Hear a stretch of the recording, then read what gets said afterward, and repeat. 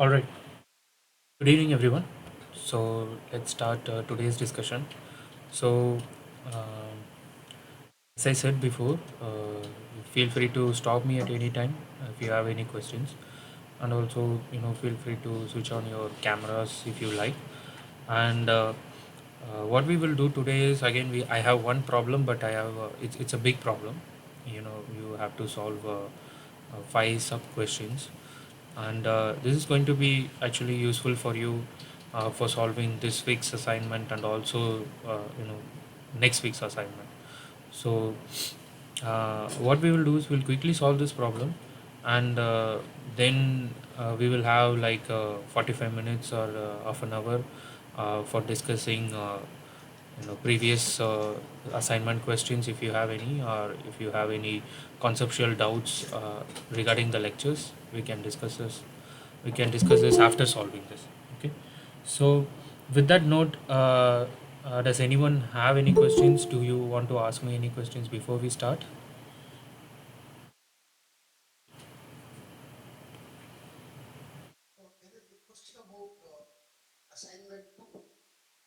uh, Actually, I couldn't properly hear you. Can you be a little louder?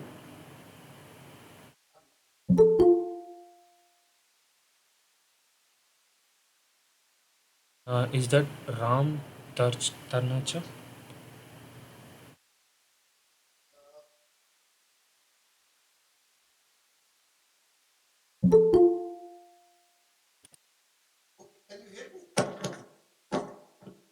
It's little feeble. Uh, can you speak a little louder, or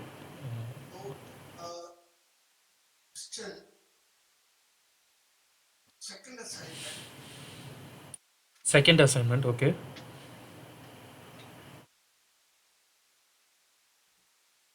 Is the problem which question number?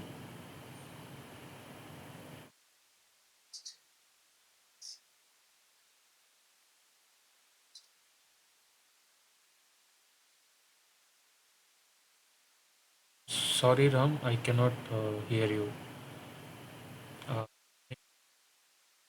can you type your questions in the chat? Or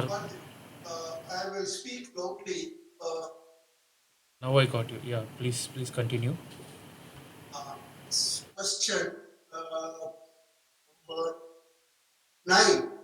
Question number 9. Okay. Okay.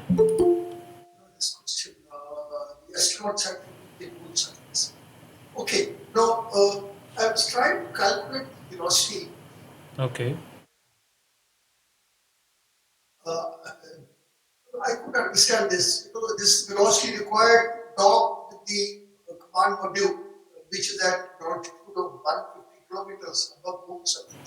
Right.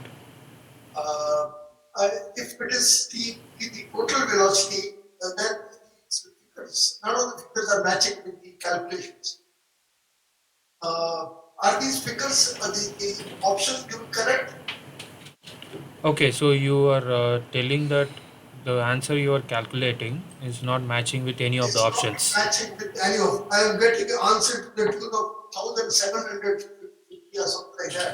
Okay. Okay. It could be a problem in the question. So if the answers doesn't match, we would probably remove it from the from evaluation.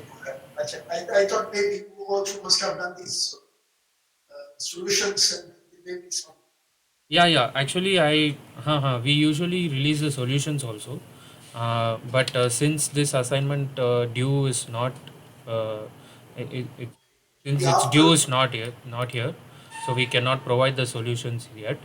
So once this due date is passed, we will provide the solutions also. And apparently, if the question or options are wrong, then it will not be considered for evaluation. So that also will be coming with the solution key. So you no need to worry about it.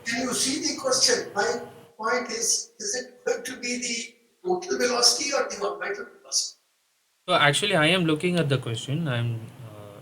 Maybe I'm not showing it here, but Yeah, it is asking for total ideal velocity increment.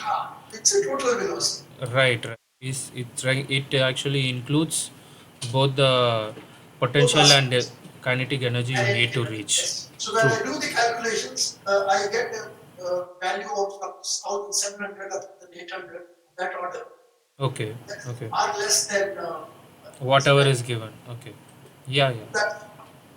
Yeah, yeah. That is possible actually. Um, wait for the solutions.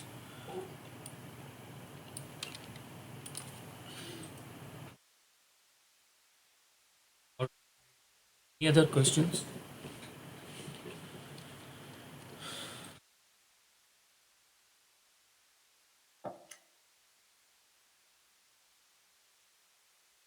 Now, is it going to be recorded? Can we have a look at the date subsequently?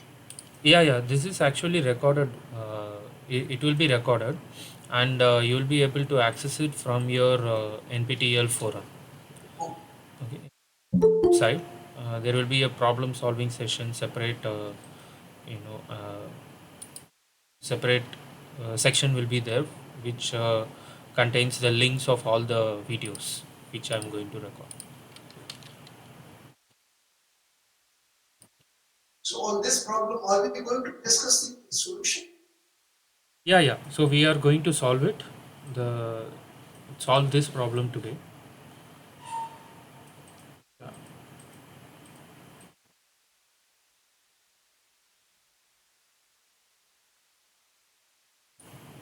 Oh, so Pranav is also observing the same thing. The options weren't matching. So if that is the case, no need to worry. It will be taken care. So if there are no other questions, maybe I will proceed on solving this problem today. So actually, I named it as a design of rockets. Because we are going to, uh, design a three-stage rocket here for launching a payload of 500 kgs at a 500 kilometer altitude. So you will soon get to know why did I choose 500 kgs and 500 kilometer altitude, because it's actually an interesting problem, and yeah, we'll discuss more about this while we solve it.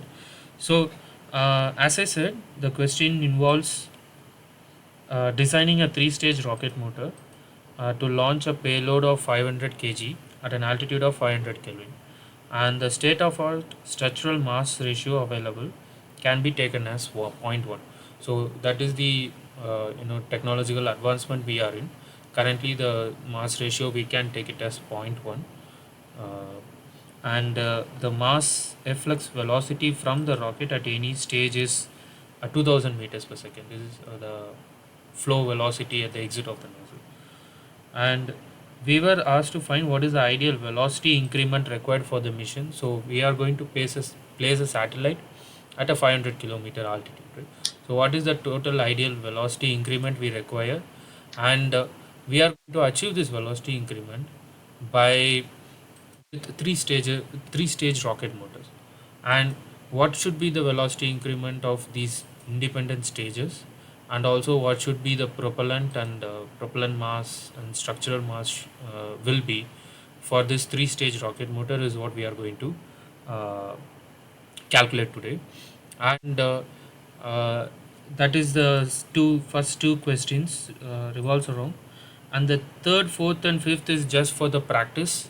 We are just going to find what is the total impulse, what's the burning, what is the thrust we are going to produce at each and every stage, and also what is the initial acceleration we are going to get of the rocket. So these three are just merely applying formulas. But the first two is going to be interesting, which is going to determine what is the mass I am talking about when I want to place a 500 kg payload at 500 kilometer altitude. So few things are required. This universal uh, gravitation constant, radius of Earth, and mass of Earth is given. So I hope the question is clear to everyone. If the question is not yet clear, please let me know. So we have around like 10 people here. Yeah. All right, let me quickly check my recordings also. All right. So I'm assuming there are no doubts in the questions. So if there are no doubts in the questions, then let's proceed and start solving the first part of the problem. And what is the first part of the problem? We need to find the total velocity increments. This increment is actually for the mission, velocity increment for the mission.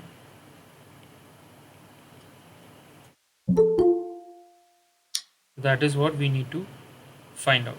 Total velocity or ideal velocity increment. You all are experts in that. So how can I find this? So basically, let's say, or maybe I will start by drawing a schematic of what we are going to solve so that it will be clear for everyone. So I'm having a three-stage rocket motor. We have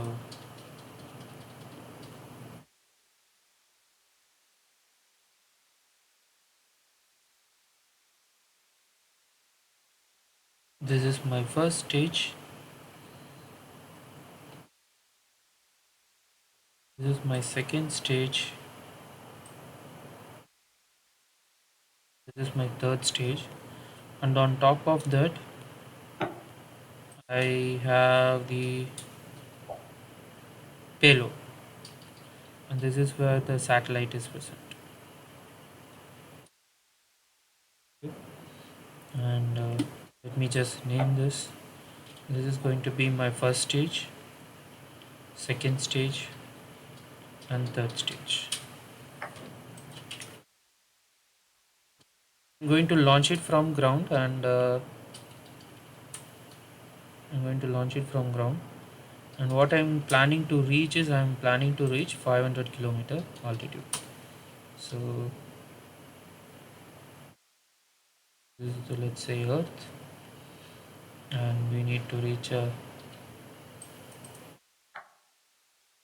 altitude of 500 kilometers.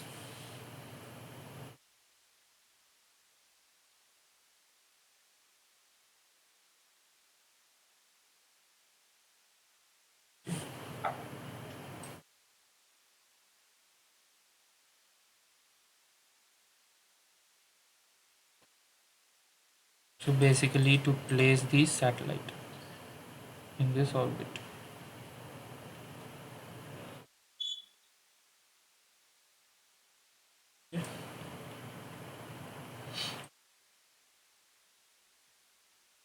I guess that explains the question. So we are going to launch it from the ground, and we are going to reach this point uh, where we are going to give orbital velocity of the satellite also. So as you know, if you want to get this is uh, so for this mission we need to have enough potential energy to reach 500-kilometer altitude, and also we need to have kinetic energy in order to stay in that orbit, which is basically the orbital velocity. So uh, you all know the this we already discussed in the last session also. So I am just directly writing the formula and getting into the solution. So what how does the formula look? CFD.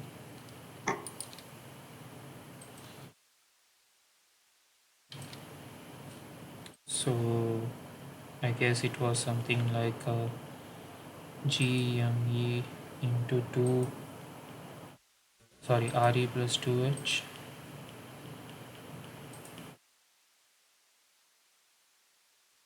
E into H. So this is going to be the ideal velocity increment. Altitude is going to be like 500 kilometers. So what is the total ideal velocity increment we get? Can anyone calculate and let me know? 6.67 10 power minus 11 in of Earth is 5.97 into 10 power 24 to 6378.1 plus 500 into 2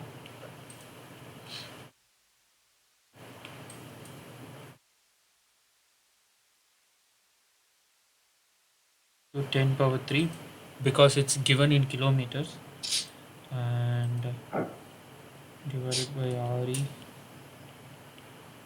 10 power 24. Sorry, it's RE, right? It's going to be 6378.1 into 10 power 3. 6378.1 into 10 power 3. You can just add it to 500 into 10 power. So how much is the total velocity increment we are getting?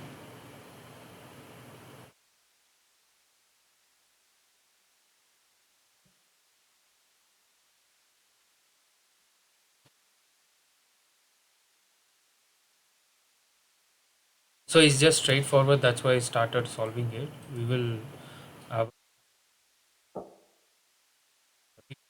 If there is a doubt regarding this, please let me know. What is the total velocity increment you guys are getting?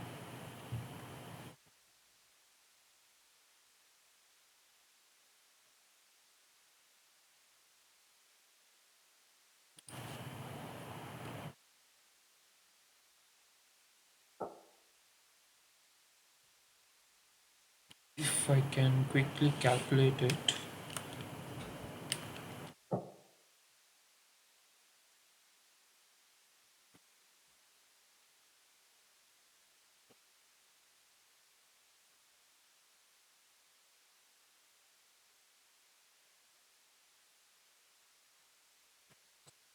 Seven point one 10 power 3 6 3 divided by 10 power 3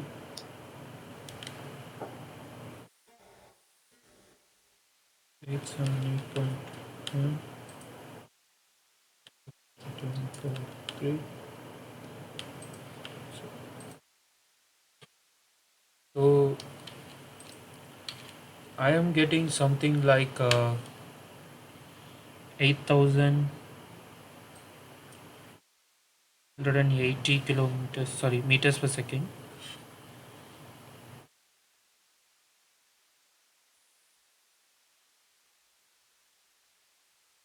Meters per second. 184 meters per second.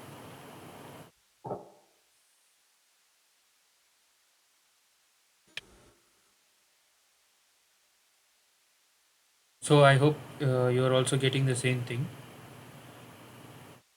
So the the main reason for us to calculate the initial velocity increment is to understand the mission actually. So whenever we want to design a rocket, or whenever we wanted to find how many stages we wanted to use, we should be clear about the mission. What is the delta V? What is the velocity requirement I'm looking at, right? So once you know the velocity requirement, and this velocity requirement is given by the rocket, and that is why initial step for any mission, any designing you wanted to do, is to find what is the velocity requirement. So this is for uh, placing a satellite at 500-kilometer altitude around the Earth, right? Similar velocity requirement is required like when you transfer a orbit from Earth's orbit to a lunar orbit, right? And from lunar orbit, if you want to land it, you will have some velocity requirement uh,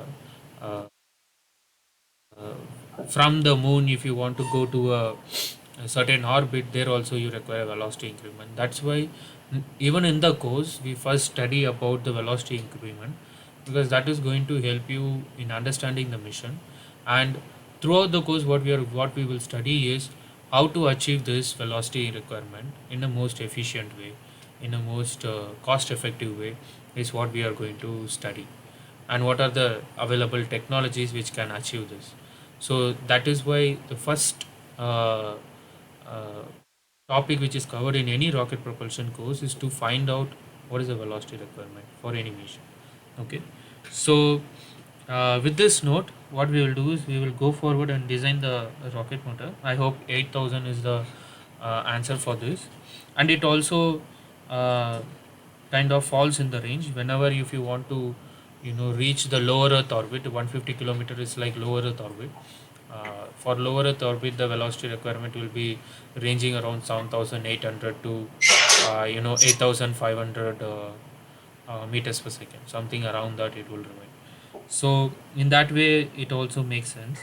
And going forward with the second question, what we have to find is we have to tabulate the propellant mass, structural mass, and payload mass for each and every stage. Okay, and we will assume that velocity increment is equally divided by the stage, which means this velocity increment which we calculated, it's going to be given by three stages equally.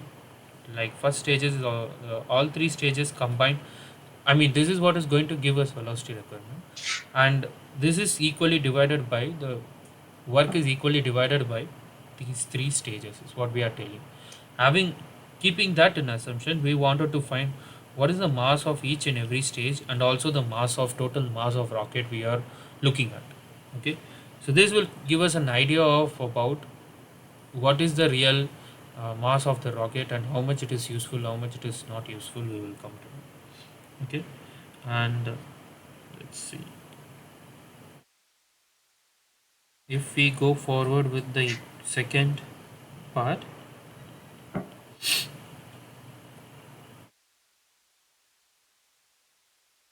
Okay. So, all right. So now it's time for you guys to answer.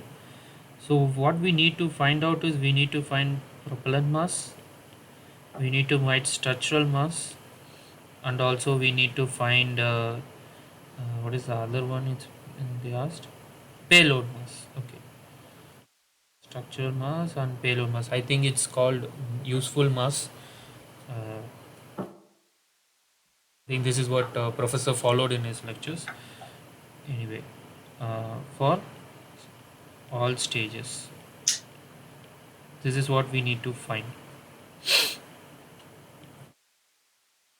So, how do we find this? The given is what has been given, the beta structural mass ratio, which you can call it as mass of structure divided by the initial mass of that stage. Okay, initial mass means total mass of that stage, basically. All right.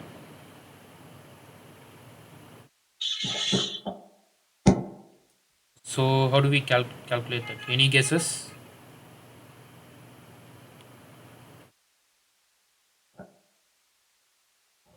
I think we have the delta V formula, like delta V equals V initial log of the ratio. You are referring to the rocket equation, right?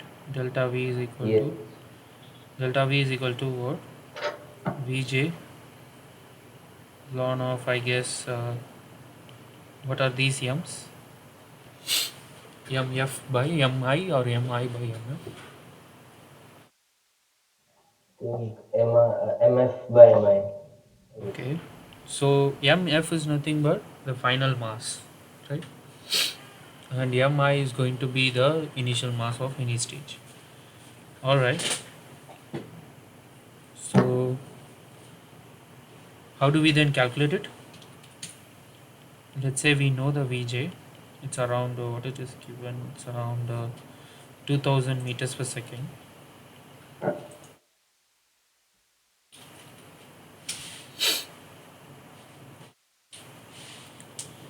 So let's say for the first stage, will you be able to calculate for the first stage?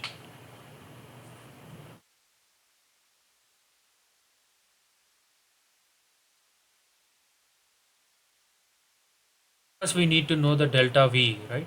That is because we know the Vj, okay, and we don't know any of the other things. We just know the mass ratios, and we know the final payload. What do we know the final payload? The useful mass at the third stage. That is a payload mass, right? At the third stage, it's going to be 500 kgs. These are the only things we know.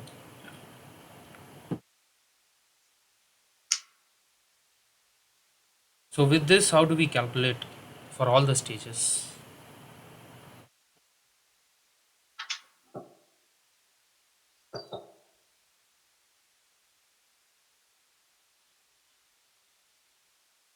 Anyone would like to guess?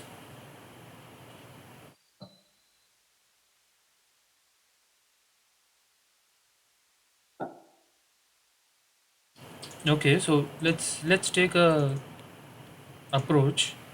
So we'll come to the masses later. Can we find this delta V, because that was given, right? Something was given for delta V, which is nothing but they said the total velocity requirements is actually given by each stages that we all know, the V of first, second, and third stage, and they said is they said the velocity delta V given by each stage is same. It's identical. You can divide among each other. That's what they said, right? That's what one of the assumption we consider. Assume velocity increment is equally divided by the stages. Okay, so if you do that assumption, then you can find the velocity requirements for each and every stages, right?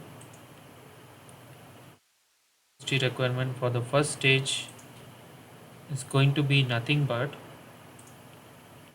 Vt by 3, which is going to be equal to second stage and also the third stage. Okay, so if that is the case, what is the velocity delta V for first, second, and third stage? It's going to be 8.184 divided by 3, right? 8.184 divided by 3. So it's coming around 2728 meters per second. Okay, so we are going to provide this much delta V at each stages. I mean, the each stage is going to provide us this much delta T, which eventually we are going to reach 8184 meters per second. That is what is desired. Okay. So with this information, can we solve the? Can we try to find out for the first stage? Should we try to find out for the first stage?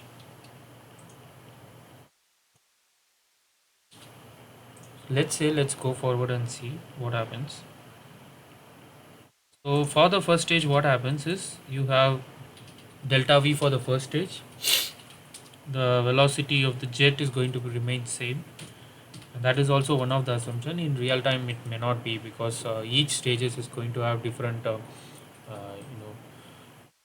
systems. For example, the lower stage will have a solid propulsion system. The higher stages, like upper stages, will have liquid propulsion system, and each propulsion system will have its own velocity of flow, and it is also going to depend on the nozzle. So those things we will study in upcoming weeks anyway. So uh, problem, we are going to take velocity of jet to be same for all three stages, and we have is we have final of the first stage divided by mi of the first stage.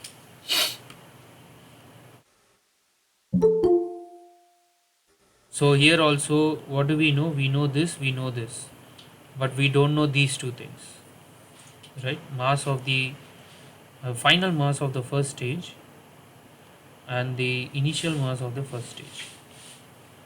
So how do we calculate these two? Excuse me, sir. Yes, Akhileshwar.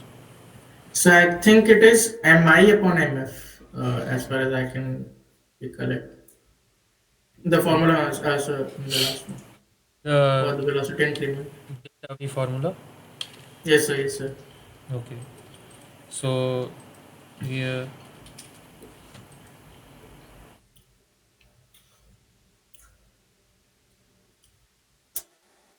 so I thought I will wait until someone finds.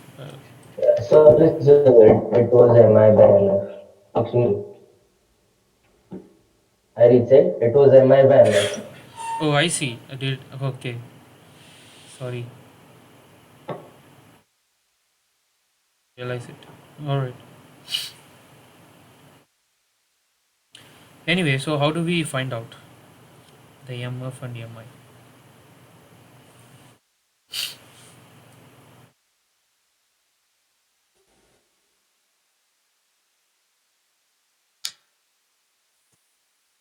So what is going to be MF and what is going to be MI? So MF is nothing but the final mass of the first stage. What is that going to be?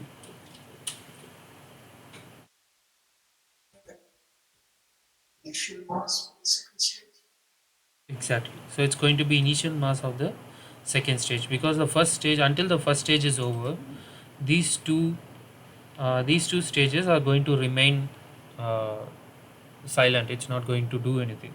So for the first stage, the payload is nothing but the above stages. That's it. So the initial mass of the second stage is what the final mass of the first stage. But is that it?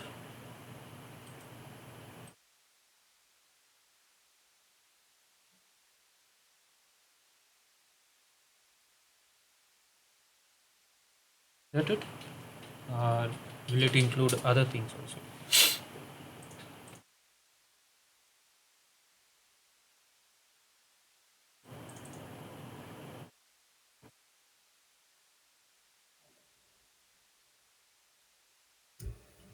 I didn't get the question. Yes. So, mass of the final mass of the first stage is going to be simply initial mass of the second stage, or will it have additional masses? No, it will not because we'll be dropping off the extra fuel tanks like the dead weight.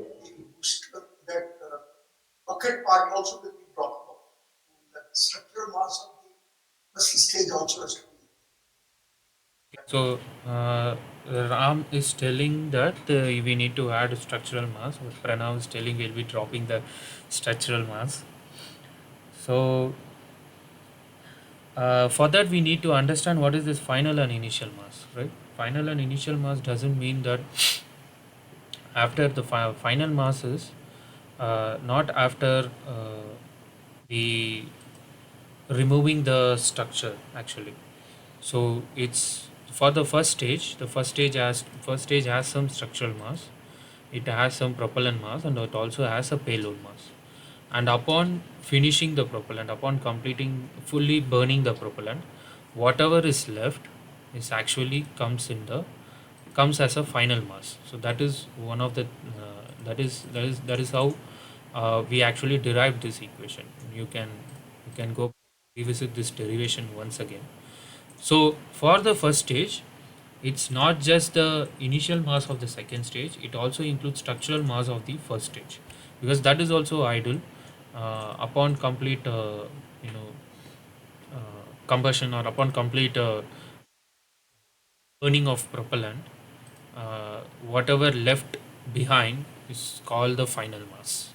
Okay, it's not after sending out the first stage, or after removing the first stage, it's not just that is the final mass. Okay, this is for the first stage we are talking about. So we actually have to include the structural mass of the first stage. I hope it's clear, Pranav.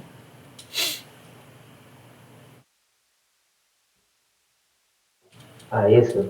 Okay, so uh, yeah, so that is one of the thing I wanted to convey. And What is going to be the initial mass? So initial mass is going to be uh, this final mass plus the propellant mass. Basically, I already told you that. So it's going to be the propellant mass of the first stage plus these both mi of second stage and structural mass of the first stage. So at this point, the useful mass of the first stage is nothing but the initial mass of the second stage. I hope I'm not confusing. For the first stage, whatever is useful, whatever is considered as a payload, is nothing is nothing but whatever it carries, right? So it carries the whole second, third stage, and the payload together. So for the useful mass of the first stage is going to be the whole thing, and the final mass is going to be this whole thing plus the structural mass, okay, plus the structural mass, and the initial mass is going to add the in addition to this, if you add a propellant mass, it's going to be the initial mass of the first stage. Okay, I hope I'm not confusing uh, you guys. So do we know all the parameters here? Any idea? What we know is we just know that ms is nothing but zero point 0.1 times mi. So we can write that, let's say somewhere here, ms of first stage is nothing but zero point 1 times m initial of first stage. This is what we know. So can we is the information complete in order to solve this? Is my question to you. So one thing I wanted to ask, sir, the initial mass of the second stage will be the payload mass for the first stage, isn't it? Initial mass correct, that is what I wrote here. So I wrote it as a useful mass, you can write it Ah, as useful. payload Okay. mass. Yeah, payload mass, correct, you're right.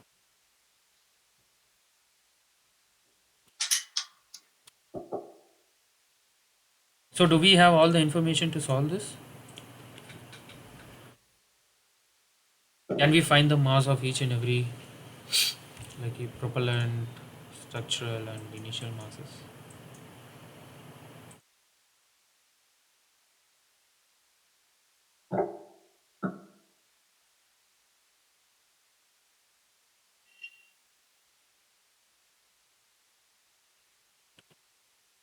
For stage one, we can calculate the data we have.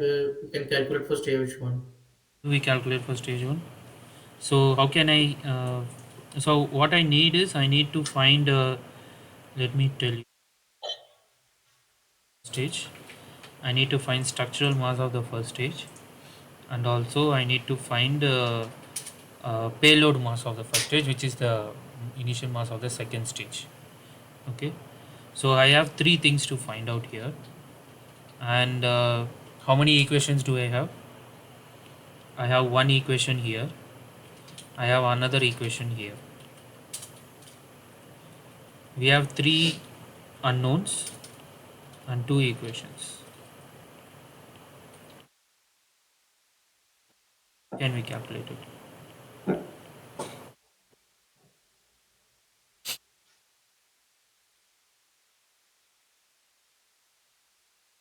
It's clear, right, what I'm trying to say? So I'm telling that I can express one of the equation. I have one of the equation which is going to give me one of the masses.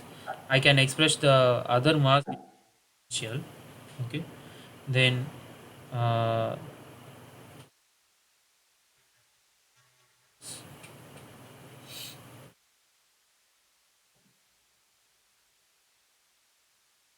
how do we find the mi of 2? That is a question. So msi is nothing but 0.1s of mi of 1. Okay, first stage. So uh, that is fine. But how do we find these two?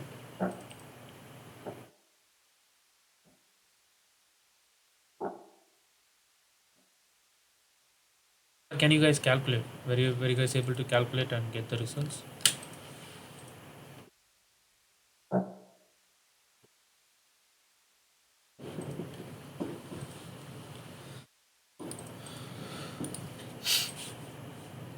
So the value of mi1 is, do we have the value of mi1? Can you repeat? Value of mi1. Yes, sir. How do I calculate it? Let's say mi of 1 is nothing but mass of propellant of 1, which I don't know, right? Mi of 2, which also I don't know, but I can change the ms of 1 as zero point 0.1 times mi of 1, right? That I can substitute it here. Then what I can also do is I can rearrange this and I can write it something like 1 minus Point 0.9 or something. right, exactly. But still I don't know two of the masses, right?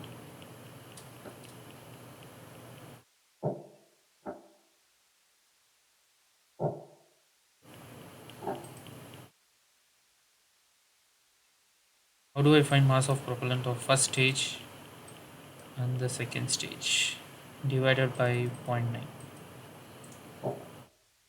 Okay, so this is clear. And let's say if I write mass of the first stage is going to be mi of second stage plus The structure. zero point 0.1 times mi of first stage. That also I will write. Okay, and I can substitute it here, but still I will be left with so mi1 is there. Okay, let's say if I substitute this also here, substitute this also here, I'll be left with these two, right?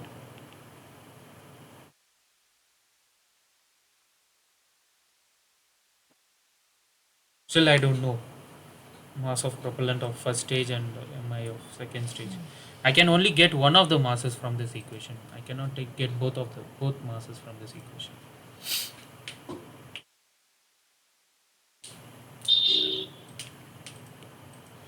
How do we go about?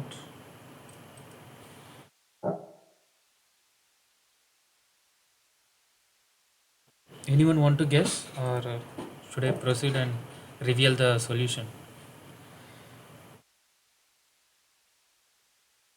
Anyone else interested in guessing?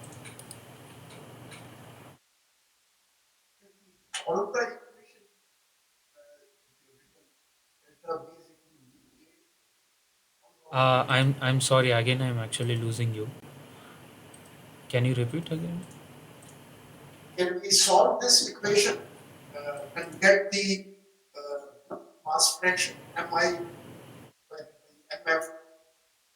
First stage. Yeah, we could solve it, uh, but to solve we need enough number of equations, right? So that is what I'm trying to say.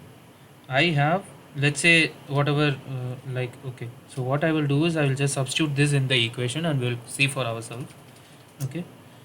So that would be more clear what I'm trying to convey here. So I need mi of 1 by mf of 1 is the fraction. Okay. Mi of 1 divided by mf of first stage, which is nothing but we just found out that it should be equal to m of propellant of first stage plus mi of second stage divided by zero point 0.1 zero point 0.9, right, and whole divided by mi of second stage plus zero point 0.1 times mi of first stage, which also you can replace it with mass of propellant of first stage plus mi of second stage divided by zero point 0.9. Okay, so now how many unknowns I have? So the whole this whole thing can be replaced simply like this. So basically the unknowns are, mass of propellant of first stage, mass initial of second stage. So these are the two things coming out. This one, this one, this one, this one, this one. All, I mean, two things, two unknowns are there. Okay, and the only equation I have is delta V is equal to Vj into ln of this whole thing. Okay, right? So I have only one equation.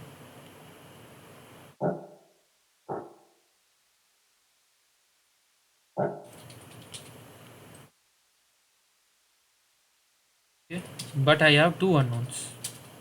It is undefined, right?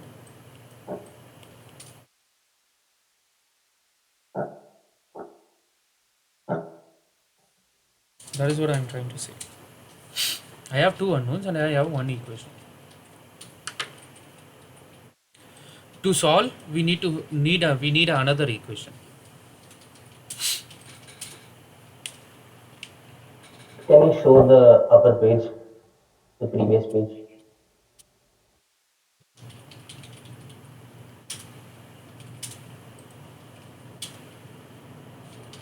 That just you can keep writing for the second stage and third stage and then see what happens. Wonderful. So Maybe at the end we'll be able to get the first stage, initial mass and the final mass. right, exactly. Yeah, you're exactly right. What we can do is we can continue this. We can derive this equation for the second stage and third stage. At the third stage, what do we know is we know the payload mass. So for the third stage, we know the useful mass. So one of the unknown gets dropped down there. So for the third stage, we will have one unknown and one equation, and hence what we have is we can uh, we can have three unknowns and three equations we will solve and we can get it. But the most another easier approach I will tell you. First, since I know the payload of third stage, I will directly start solving from the third stage. At the third stage, I no need to know what is my second stage, right? So that's why we'll take an alternate route is to calculate from the third stage. First, let's find about third stage.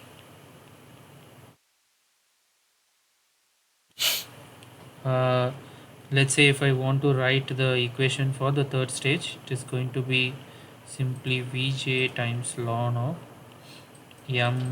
mi of third stage divided by mf of third stage. Here we can find all the masses, right? So mi of third stage is going to be mass of propellant of third stage plus mass of structure of third stage plus mass of payload at the third stage. This is nothing but the payload. It's actually the satellite. At the third stage, we don't have any other stages above, so it's actually the satellite, for which we know it's going to be 500 kgs. So that's why the given problem, it's already given 500 kg. So we should it's better to start from what we know. Okay. So this we know at 500 kgs, and the mass of structural mass of third stage is nothing but zero point 0.1 times the initial mass of the third stage. That is also known. So mi of third stage is going to be, also let's try to find out mf of third stage. Mf of third stage is going to be the final, at the third stage we are going to have only the And my pale. third one is propellant.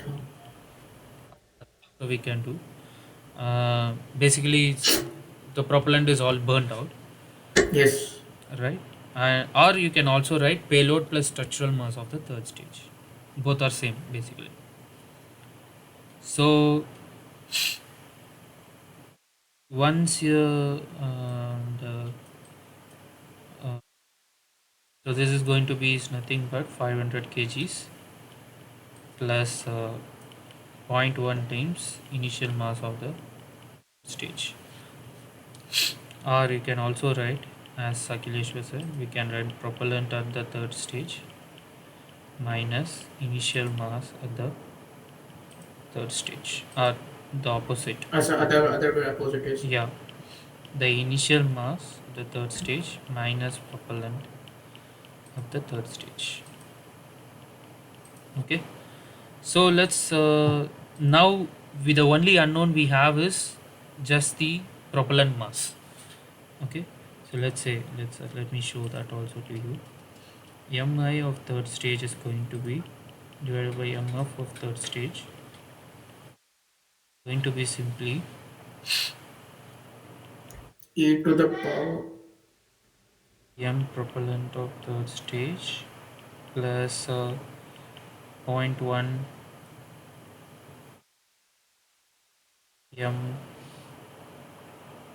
mi of third stage plus 500 kgs divided by 500 plus zero point 0.1 times mi of third stage.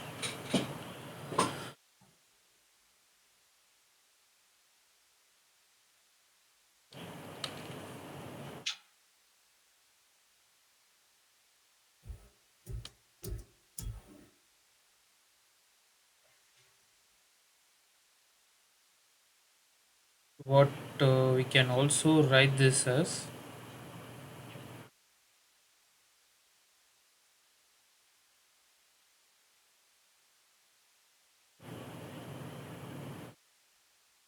so let's say if you start substituting the values, we are interested in getting mass of propellant of the third stage. Okay, and also the we would also like to know the structural mass, which is nothing but zero point 0.1 times.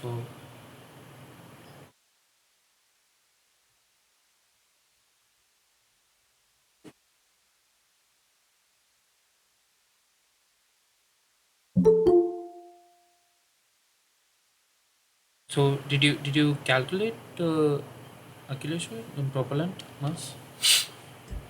No,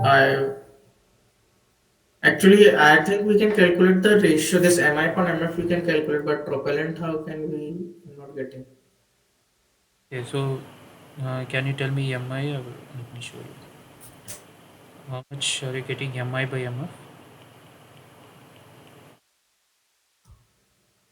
So it's e to the power of velocity increment upon jet velocity. 3.9118. Yes. That's ratio. 3.9118. 8. Okay, so this is known. Now we'll just use this equation. Okay, so use this equation.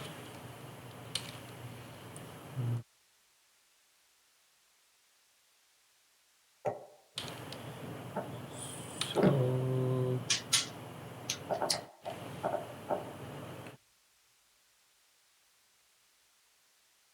this can be written as mi of third stage is nothing but 3.9118 times mf of third stage, right? And we know about mf of third stage, 9118 into, we already wrote mf of third stage, right? This one. This can be written as uh, this one is easier, 500 plus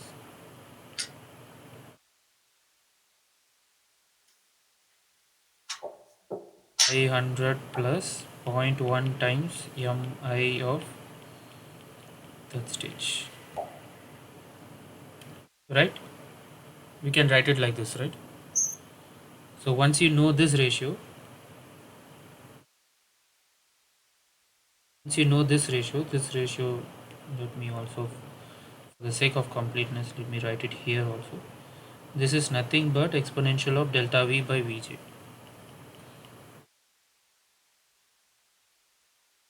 Delta V of third stage by Vj. And that is what we found it as 3.9118. And we already know MF, so we are just replacing it. That's it. This whole thing is MI. This whole thing is MI. And we are just multiplying it here. And only we get MI everywhere, right? And we can calculate MI from here. Is that clear what I did here?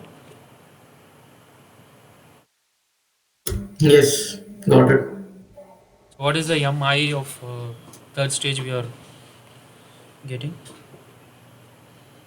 So,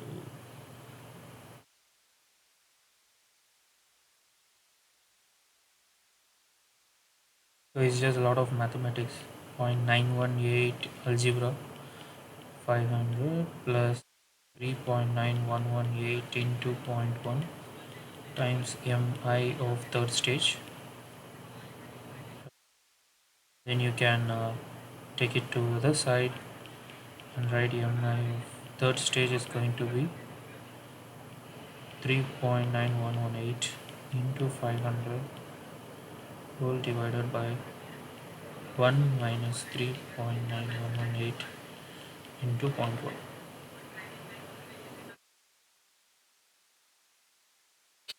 It's 3212.6. Three, yeah, हाँ. exactly. 3261 3212.61 kg. kgs. kg. Okay. So now once you find initial, then other things should be straightforward, right? Can you find the other things? Can you find the propellant?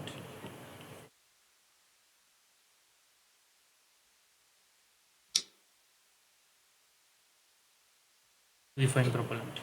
So propellant can be found from, we know the initial, so we can take this also, basically this one. We can use this. Payload is 500 kgs, we know. This is for zero point 0.1 times whatever we found now, and this can be, propellant can be found, right? See whether I can So write I this guess one. it is 2391.35 2391.35 kg. kgs. Okay, all right. So propellant is known. Then let's calculate the structural mass also. It's going to be zero point 0.1 times this, so maybe 321.261 kgs, right?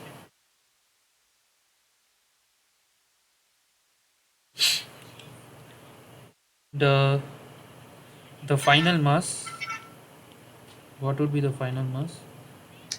We no need to calculate, but just it's going to be what it is going to be So 500 plus 321.6.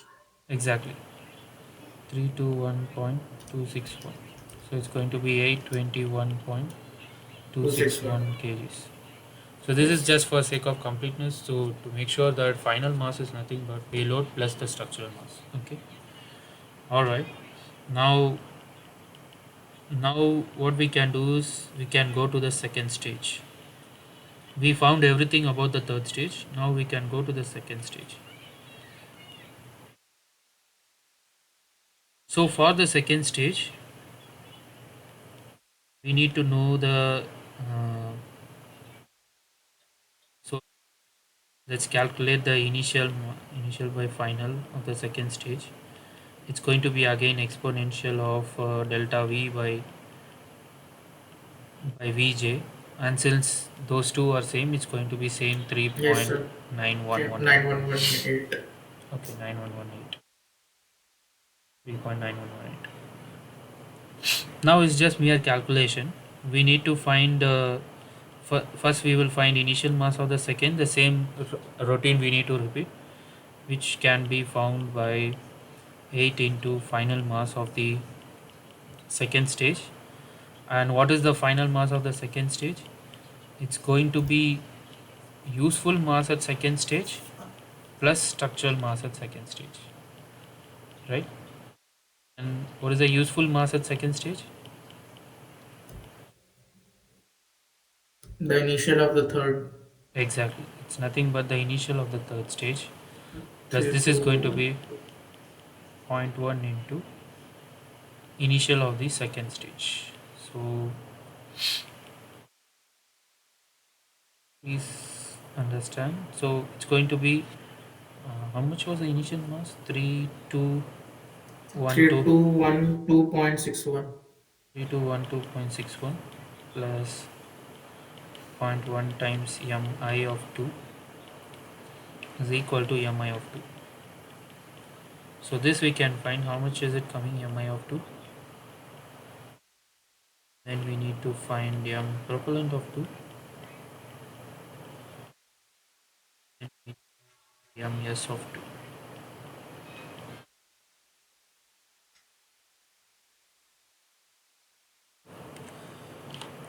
Do anyone have answers?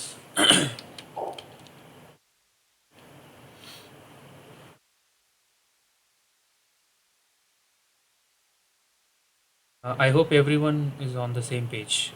If there is any doubt, just stop me anytime.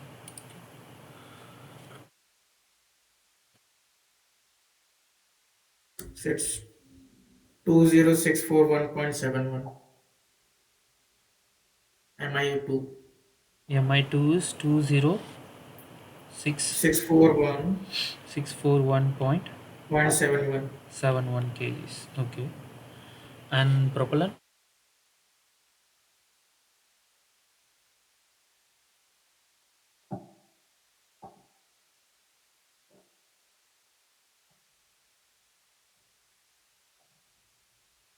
Actually, I can write 2064 into 171.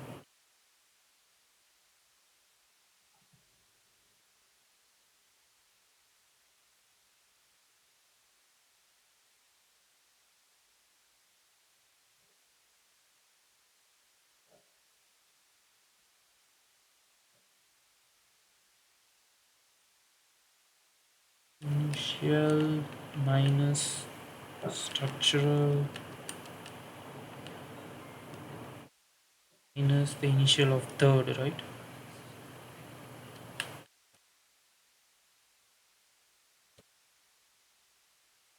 Was it coming around 15,000?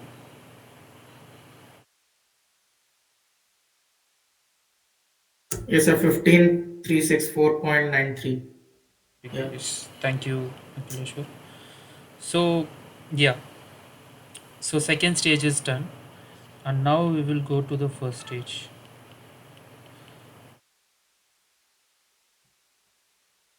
So, again, for the first stage, we'll know that mi of first stage by mf of first stage is going to be same 3.91198, I guess. 3.9118. E and Vj are same. And mi of first stage is going to be then equal to 3.19118 of mf of first stage, which is going to be 3.9118 of useful mass of first stage plus structural mass of first stage, which again can be written as m I of second stage plus zero point 0.1 times mi of first stage. Hence, this can be written as mi of first stage is going to be 3.9118 into mi of second stage is around 20,641.71 2064. 641.71, I guess, right? Plus zero point 0.1 into mi of first stage. So this will be mi of first stage. And similarly, we can find the propellant of first stage. Similarly, we can also find ms of first stage. So my first is 132,627.45. 627.45. All right.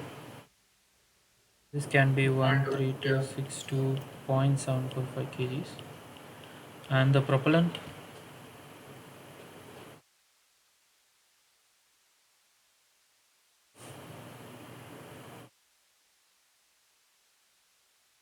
for that we need to know mi of second stage.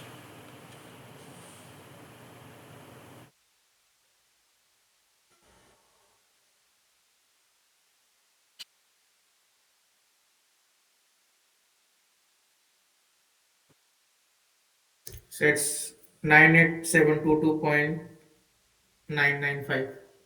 98722.995 995. kgs. Wonderful. So this is the easiest approach. We calculate from the third stage and you slowly move down to first stage. In that way, we will know. Uh, I mean, that is also how you actually design the rocket, because initially when you want to design a rocket, what you did was you need to find what is the velocity requirement. You need to reach there. What is the velocity requirement you need? So it's like kind of reverse engineering. For this, I need this. So then I need a payload, and the third stage I need to make it to this much level. So what is the propellant and these things require? So if this is my third stage, what should be my second stage? And if this is my second stage, what should be my first stage? This is the way you actually do design this systematically. So let's quickly tabulate it. I actually already did it. I think the same results is what we got here, or maybe some small differences. Maybe that's all right. Okay. So yeah, you guys can tabulate it. I don't want to waste time on that. So this is done. So we actually found out what is the velocity requirements. What I will do, I'll copy paste it so that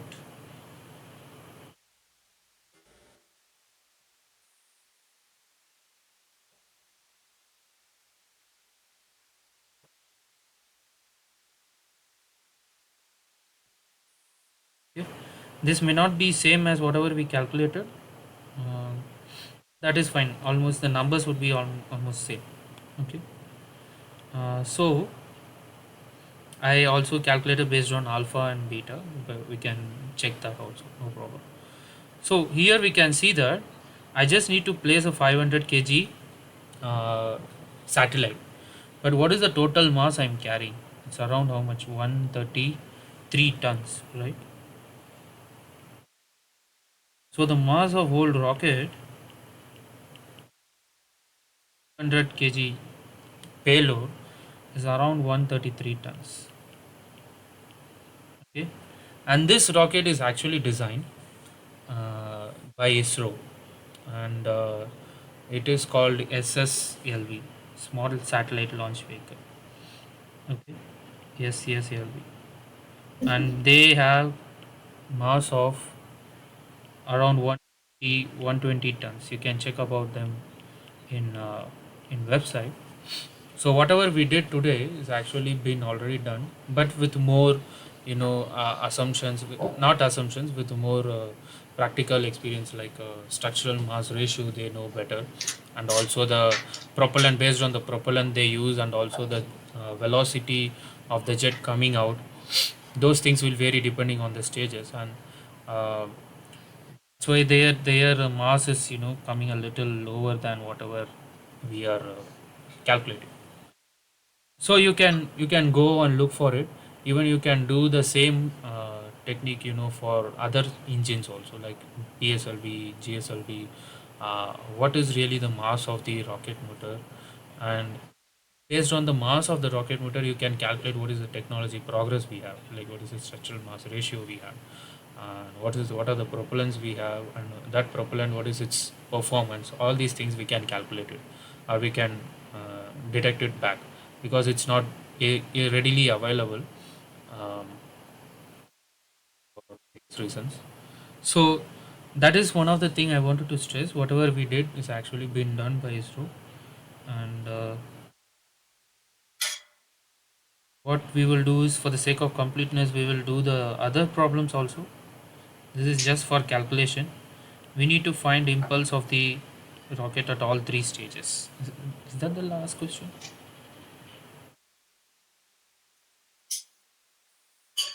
So this is done. This is done. We need to find the uh, total impulse provided by rocket at every stages. So how do we find the total impulse?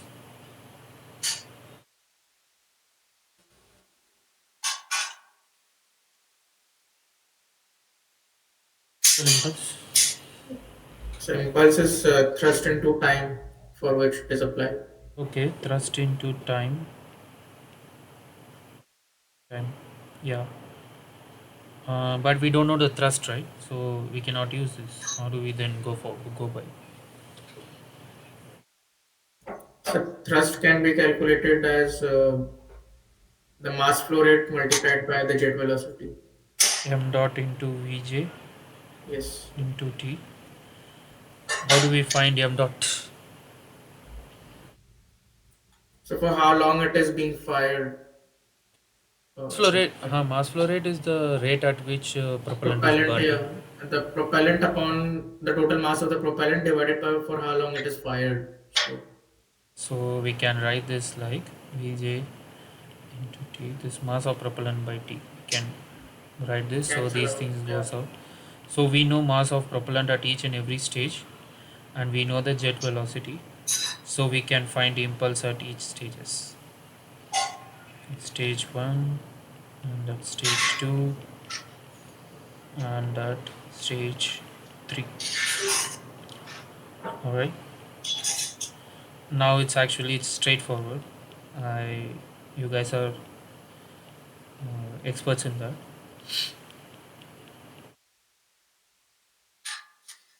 So if you have answer, you can let me know, or we can just go forward with the do you have any doubts? How did we get arrive at this?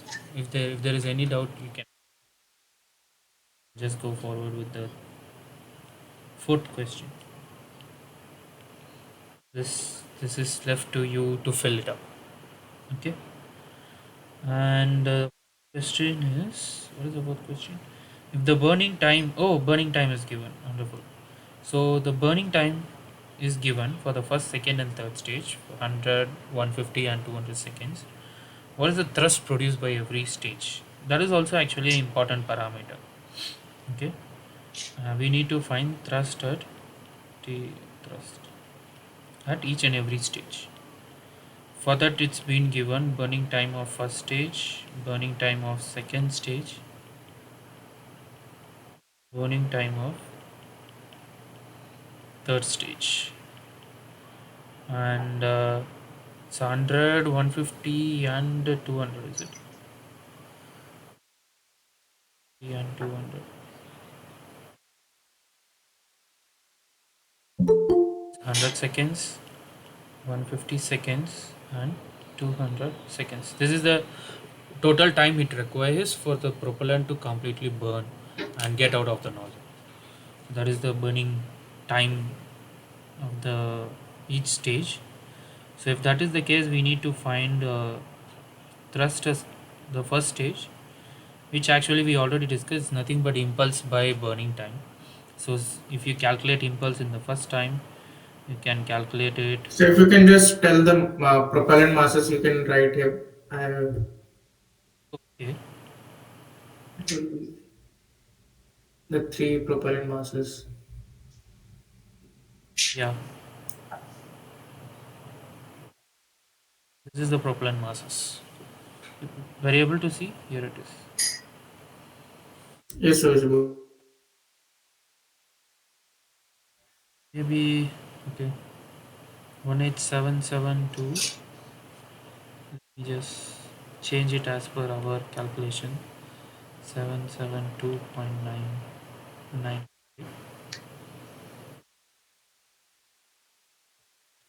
So 15364.93.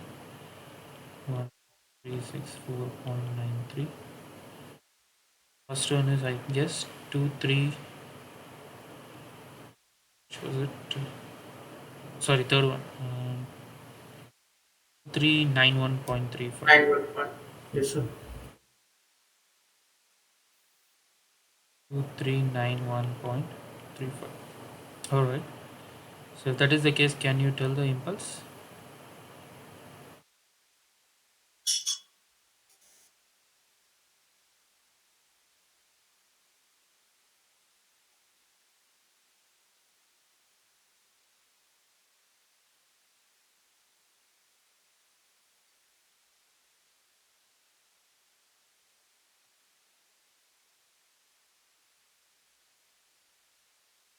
So the jet velocity was 2.7 something.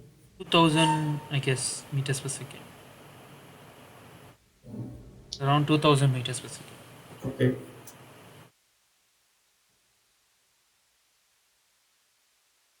The impulse would be 19645990. Okay. Can you repeat that again? For the first stage, For the first stage, it would be 1964 1964590. That is going to be kg meters Newton. Newton seconds. Newton. meter per second for impulse. Could you repeat, Rajesh? So can write for impulse the unit end up with a kg meter per second. Yeah, yeah, we can write. There's no problem. Better form of a unit, isn't it, sir, or any other reason behind that? It is directly coming from the momentum, right? Momentum unit and the impulse unit are same. Is that what you're asking? Actually, in this case, we take a thrust into time. So it obviously Newton second. But here it is a converted, that's why I'm asking. So So we both are just same, right? So both are same. Newton you can write it as kg meters per second square into second, which eventually comes back to this. So it fine, doesn't sir, matter fine. how you want to write. It's both the Fine, sir. units are actually same. Okay, okay, sir. Okay, for the second stage and third stage, So 307 29860. 3072980. Okay, and third And for stage, next one it is 4782700. 4782770. So single 700 it is. Okay, 700. All right. So if that is the case, can we find the thrust of each? It's going to be divided by 100. Alright. We can write this as It's simply 196,459.9. newtons, or you can also write in terms of kilonewtons. So 196.46 kilonewtons, maybe. Okay. The force of the second stage, or the thrust at the second stage, is going to be 204865.73 Newton. 2048. 865.73 Newton. 365.73 newton. This can be written as 204.86 204.87 kilonewtons or 87 kilonewtons. years. So if they say round up to 2 decimal, please be careful. So for the third stage, it is going to be 23913.5 Newton or 23.91 kilonewton. 23.91 kilometer. Wonderful. And the fifth one, what was the last question we have? The initial acceleration of rocket at the ground. This is also interesting question. How do we find the initial acceleration? So the thrust minus mg upon initial mass. Okay, how did we get that?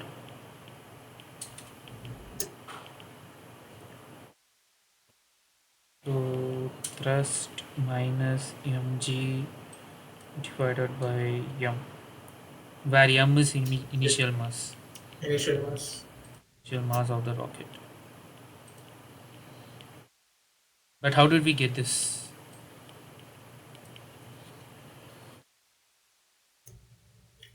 So F is the thrust that is being produced by a particular stage of the rocket, and but it is also being enacted by the force of gravity of Earth, which is mg. Mm-hmm. So the net acceleration that it will be able to get will be the net force that that stage will produce will be F minus mg. So to get the acceleration, we divide it by the m. Okay, so basically we will follow Newton's second law. That's what I'm expecting. Yes, yes. All right. That's So we will be following Newton's second law. So basically, uh, all the physical principles are actually governed by only few laws. In fact, so one is Newton laws, we all know, and the others are like, I mean, Newton's second law is like momentum conservation, and the others are like mass and energy conservation. Okay, only these conservation laws is going to do is going it's just boils down to only three principles, and if you apply one of these principles your problem is solved. That's it will be like that only, whatever the problem you have. So uh, yeah, so what is the f is nothing but f at first stage, right? The thrust at first stage is nothing but 196.46 kilonewtons, and mass is initial mass is around like 133 newtons, 132.69 tons, 32.69 tons, which is 10 power 3 kgs. Okay, and so that the acceleration is 196.46 into 10 power 3.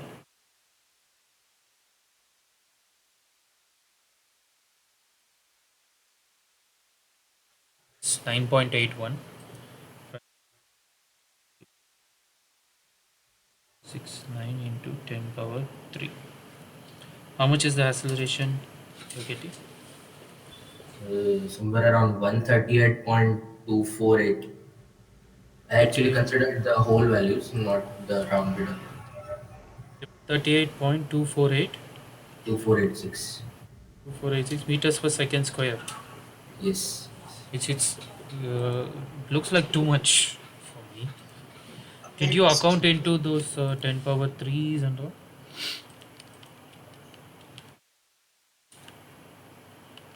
132.69 into 10 power 3. Does anyone else also getting the same results?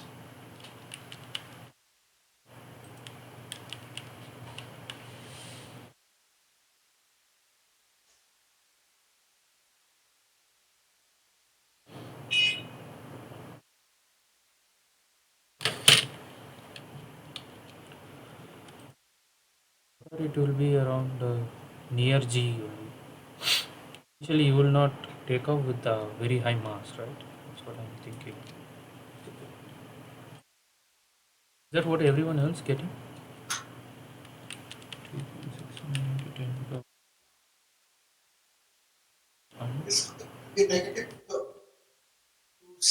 yes, sir. And we're getting a negative with The what we have negative written. answer. Minus 8.329. Yes, sir, it is minus one. we are getting negative. Yes, sir. Yeah, With what How has much is been it? it is written. So minus 8 point 8.33. minus 8.3. 0.33.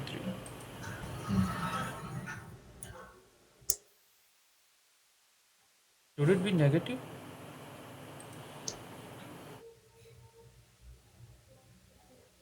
It was not. Trust has to be more than the weight. Correct. It's to be more. It's coming a bit less than. Hmm. It is still more than weight, right? It is. Acha. Okay, okay, okay, okay. Okay, okay, okay. I understand. I understand the confusion. Why does it come in like that? Around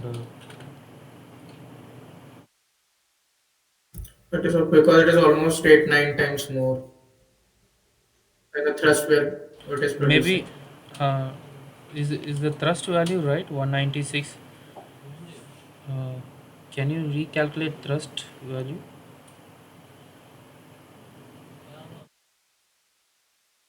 Because thrust has to be, as Ram said, it should be more than weight, right? Then only it lifts off the ground.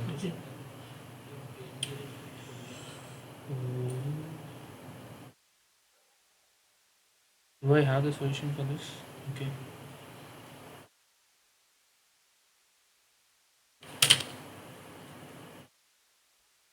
Okay, I have something like this. Impulse is like the force are in meganewtons for me. Why is it kilonewtons for us here? This is correct. This comes out to be right. Did I miss a decimal point here? This is also correct, I feel. I think we missed a decimal point here.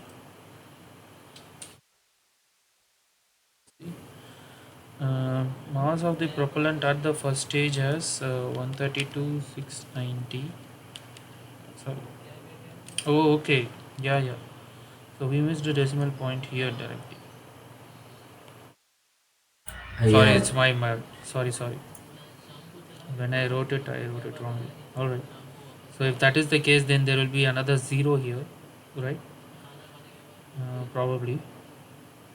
Yeah, just move one decimal. So it's if that is the case, then I should be having 9 here, and then I should be having 64.599 kilonewtons. Then if that is the case, I will be having 899 kilonewtons.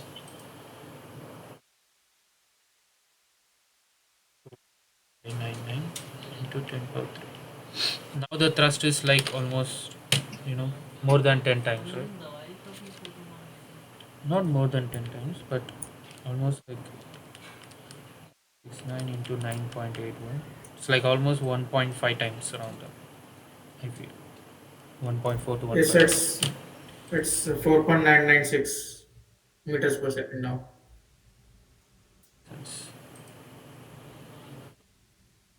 So acceleration is positive. So 4.99996 996 meters per second seconds square. square. So let's say if you want to write in terms of g, how much would that be? So 0.509 g or zero point 0.1 g. 0.509 G, yes sir. 0.509 G. So this is the initial acceleration you are providing.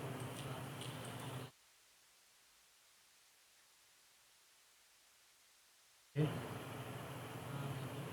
This is the assumption. One of the assumption we made here is the total thrust we calculated for the first stage, and we are telling that thrust is uniform during its entire burn time.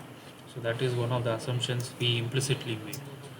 Uh, So from this, can we also infer that during liftoff, the if a person is like sitting instead of a payload, he will feel 50.9% more of his weight.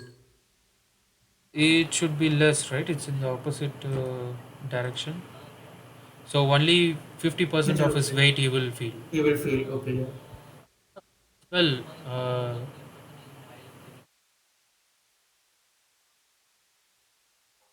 you think about it carefully. So you are having a thrust in the opposite direction, right?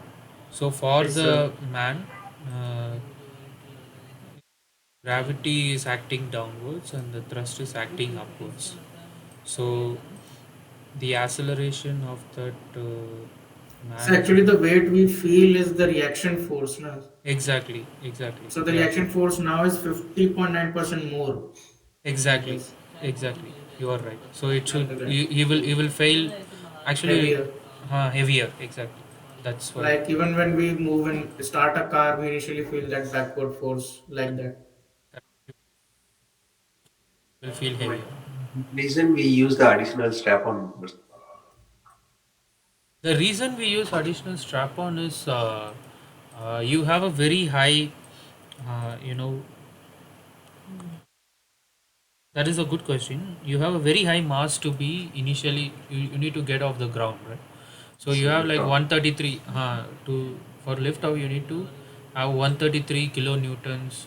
You need to lift the 133 kilonewton from the ground. So Yes. entirely relying on the first stage would be little difficult. So what they do is they give additional boost using those strap-on boosters. So in a PSLV you will see like 4 or 6 strap-on boosters you will have. So what it gives is additional boost basically. So in this problem we didn't consider that. If we consider it also, it you can consider it as a first stage. Okay, at the end of first stage all these going to go away.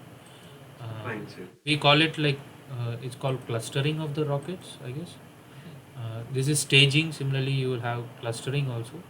Like in the same stage, you are having lot of rockets, so that the thrust produced by each and every strap-on is the additional boost for the rocket to lift, Yes, and sir. that is also one of the reason people use solid propellants. You will know why at lower stages people always prefer kind of solid propellant, because if I want to quickly crudely say, the propellant burning time would be very large. It can quickly produce large amount of gases, and it can uh, produce large amount of thrust with a small time.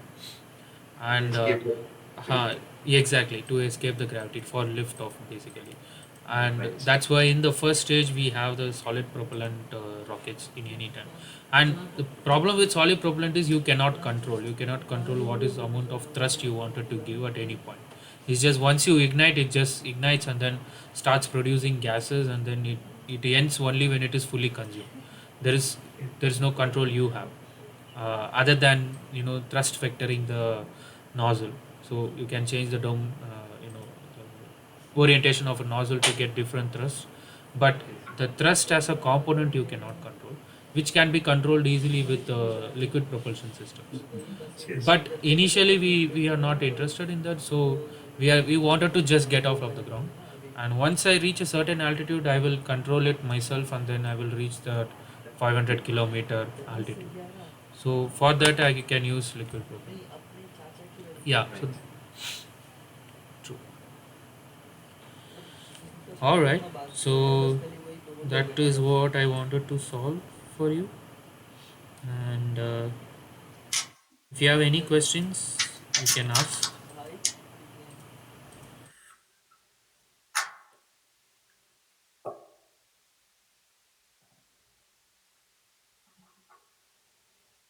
One another fact is you can look at SpaceX. The Starship and Starship, exactly. So it will have like they have Merlin engines. They say, I feel, I guess its name is Merlin engine or something. Yeah, Merlin. Right. So it will have like 20, 30, rocket nozzles in the first stage. Like the stage which it has, it's actually very nice to see that images. You feel free to browse the internet. It will have lot of rocket arranged in a circular manner. Okay, lot of nozzles, and each nozzle actually corresponds to an each engine. Okay, and all fires at the same time, and it will give you a, I mean, these guys are amazing. So it will give you good control also. It will give you enough thrust to take off also, and also it's reusable.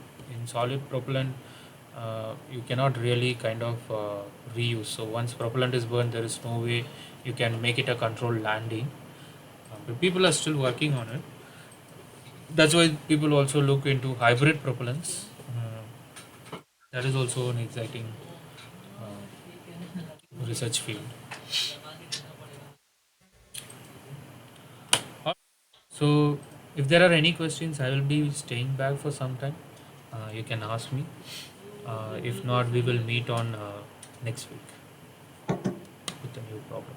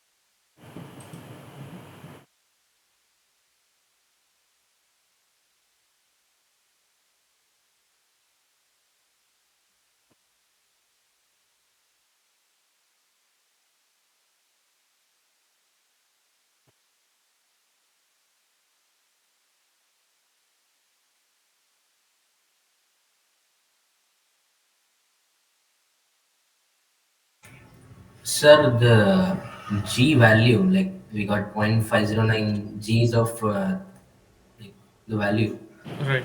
trust. So is it like practically feasible? Like, can a rocket get enough thrust like from this amount of acceleration?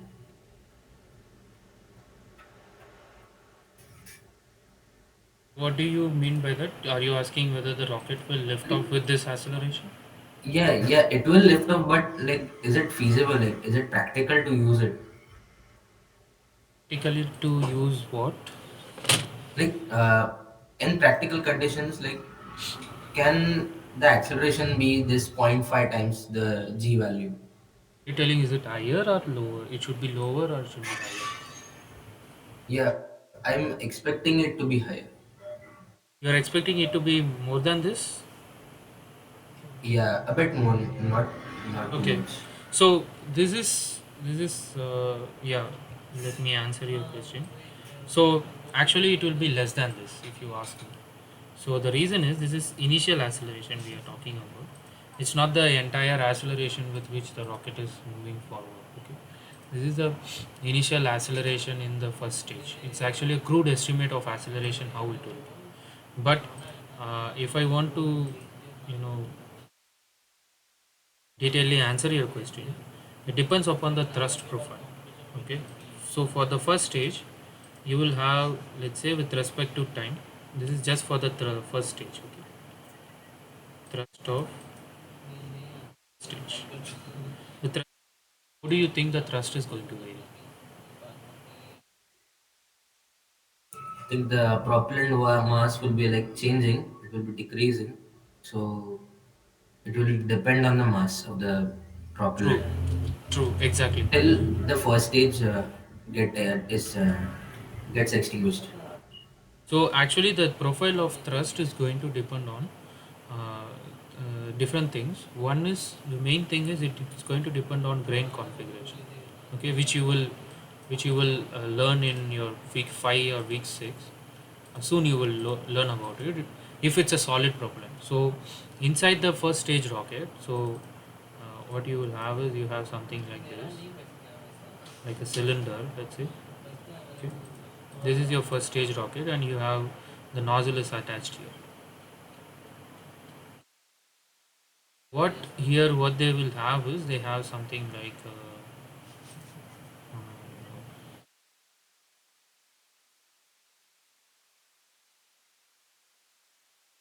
this is like kind of propellant they have. They will cast it. This is called the solid propellant, they say.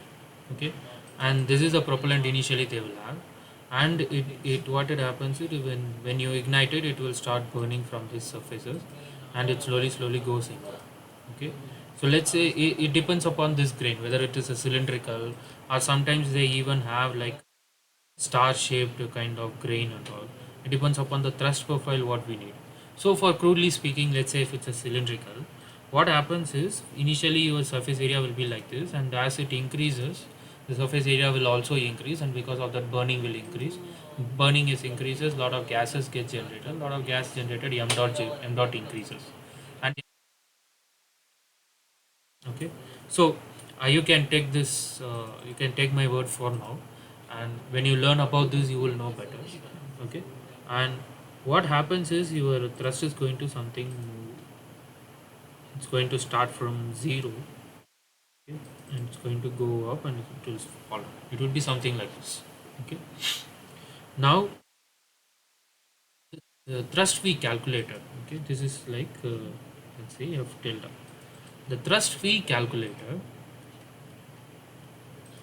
So is this false? And this is the total. Okay. The thrust V calculator is not this thrust profile. Instead, we calculated something like this. We calculated something like a, what do you call, mean thrust, okay, or average thrust. Average. Exactly. Okay. So average thrust. This is what we calculated, and using this average thrust, initially whatever average well force you had, using that you calculated this acceleration. What if you calculate the real acceleration? Okay, at here, if force is 0 here,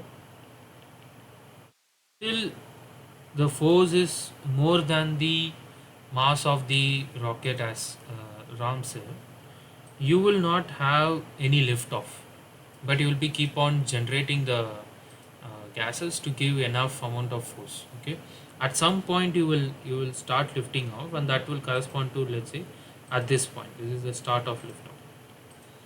At this point you will move very slowly. Okay, the rocket will be like slowly lifting off. Okay, and at that point if you calculate the acceleration, okay, it will be even lower than this. But since forces keep on acting, the acceleration also will keep on increasing. Okay, and it increases to a very high value. So if I want to plot the acceleration thrust also, for example, if I want to plot the acceleration, initially it will be 0 for some time. Okay, until the force exceeds the mass of the rocket, then it starts slowly increasing. Okay? And then it might decrease or it might go depending on the second stage. And what the acceleration we found was again the same thing. We found something like average acceleration. The average of this graph. Okay. Exactly. Mm. So does that answer your question? Yeah, yeah, I got it. So you the in real time here nothing is like sudden change, right? So initially you will be at rest. At that time your acceleration is 0, right? And after that you will slowly increase. At that time the acceleration also need some time for it to increase from 0 to some value, right? And so initially when it lifts off it will be very less. That's what I wanted to say. So this acceleration is nothing but a representative in order to representative value what we are trying to find. But this is the real acceleration profile that we have in rocket. Okay.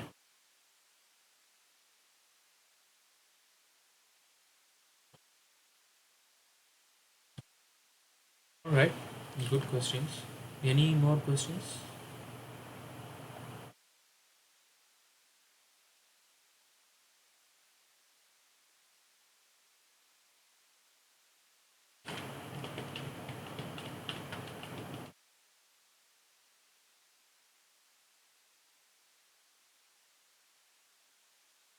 Off my recordings.